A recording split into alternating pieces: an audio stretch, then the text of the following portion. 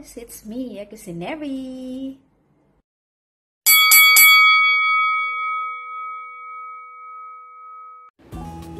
Hi guys! Magandang buhay! Ayan, nagbabalik na naman si Kusineri at magmumukbang na naman si Kusineri. Ayan, I'm craving for oil spill noodles. So, ayan, pumunta ako mag-isa rito sa Yellow River Restaurant. Ayan, Yellow River Mart siya na parang may eatery siya sa loob ng grocery. So, kung napanood nyo na yung previous vlog ko, ayan, makikita nyo, diba, na nag-drive ako mag-isa kasi nga, naghahanap sana ako na makakasama para kung may kumain, mag-breakfast dito.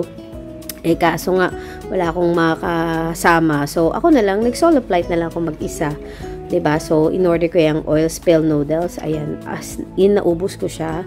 Pagkasarap-sarap, ayan. Or, ano lang, nagkikrave lang talaga ako sobra. Kasi nga, 'di ba, the past few days nga, may ubot sipon si Kusineri. And, ang gustong kainin is yung parang mga noodles lang. So, yan yung in-order ko. Nakain ko na rin yan dyan. And, nagustuhan ko siya. So, umorder ulit ako. So, pinaweldan ko lang yung noodles. Kasi yung handmade yung ano nila. Yung noodles. Yung parang gagawin pa lang nila kung mag-order ka. Yung hand-pulled noodles yung ginagawa nila dyan. Hindi siya yung mga ready-made na noodles. So, medyo makapal kasi yan. So, kailangan parang feeling ko mas masarap siya pag yung, hindi naman overcook, yung malambot siya talaga. Kasi yung unang beses ko siyang nakain. So, medyo parang al dente siya. So, parang hindi siya masarap pag al dente yung noodles niya. Mas okay siya pag medyo malambot. Hindi naman yung talagang yung malambot na malambot. Yung sagi na masyadong noodles, diba? Maganda yung mga al dente kapag sa pasta. Ayan sa yung mga beef mommy, ganyan. Pero yan, since na medyo makapal yung noodles, ayan, kailangan medyo malambot siya. Hindi naman yung malambot na malambot, sakto lang yung lambot niya. Kaya, na-enjoy ko talaga yung pagkain ko niyan that time. Kaya, ayun. So, panoorin nyo muna akong kumain dyan ng oil spill noodles. And I hope may kinakain din kayo dyan, or else, diba, parang maingif kayo, diba? Or else, kumain din kayo, diba? Kung nagkikrave kayo bigla, kasi nakita nyo si Kusinering kumakain, at masarap yung pagkain ko, diba? O siya, sige, manood muna kayo dyan.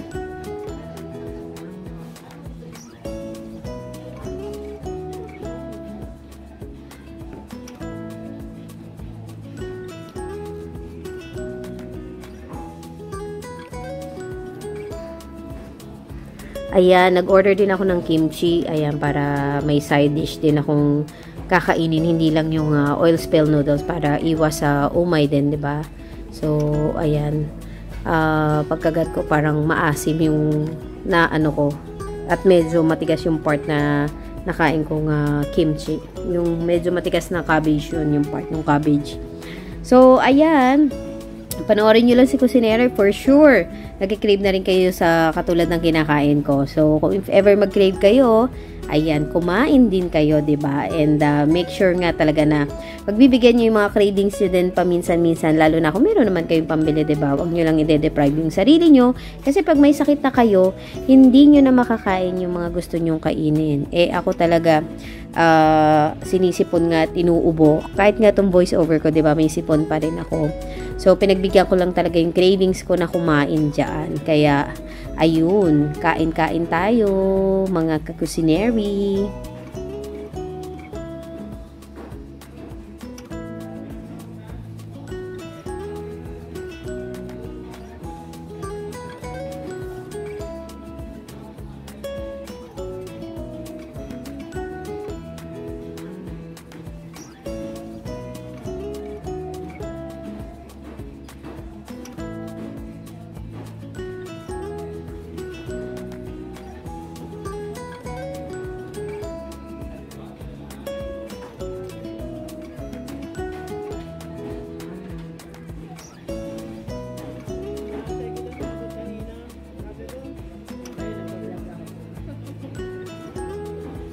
So, while editing this video, natatakam din ako, 'di ba? Parang gusto ko ulit kumain ng oil spill noodles. Nakakatakam siya, guys. Ayan. So, parang feeling ko gusto ko ulit kumain. Pero actually, nag-aaya ulit yung friend ko. So, ayan. Makakain ulit ako. Parang nakaka-crave siya talaga. Ang sarap-sarap.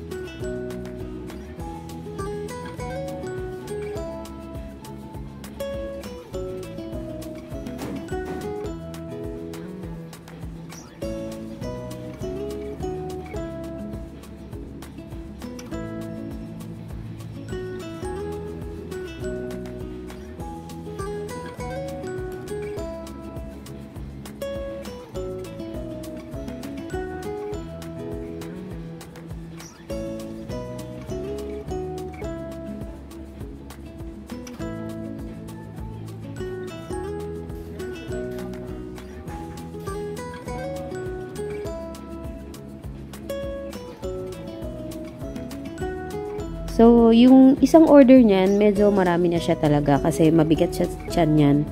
Pero naubos ko siya ng ako lang. Kasi gutom ako. 'Di ba? Nakapag-release na ako nung umaga niyan sa CR. So, walang laman yung tiyan ko.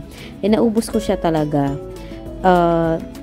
Ang technique lang dyan kasi hindi muna ako umiinom nung tubig or nung shake ko para hindi kagad ako mabusog.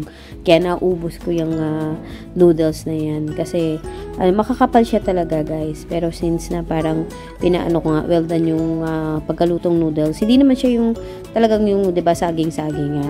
Kaya ayan, nasarapan talaga ako. Na-enjoy ko yung pagkain yan. O tingnan nyo 'di ba? Ang sarap. Hindi naman siya spicy ka-spicy. 'Di ba? Sakto lang yung pagka-spicy niya. Hindi siya yung talagang aanghang sa dila. 'Di ba? Carry lang. Kung kumakain ka ng mga spicy food, pwede yan sa'yo. Pero kung mahina yung ano mo, yung tolerance mo sa spicy, baka hindi pwede sa'yo yan. Pero sa akin, okay lang yung pagka-spicy niya. Hindi naman siya, yung parang chili oil yung nilagay dyan. Ayan, kasi nga, spill oil, ano nga siya, noodles, diba? So, chili oil yung nilagay dyan na may, chili, diba?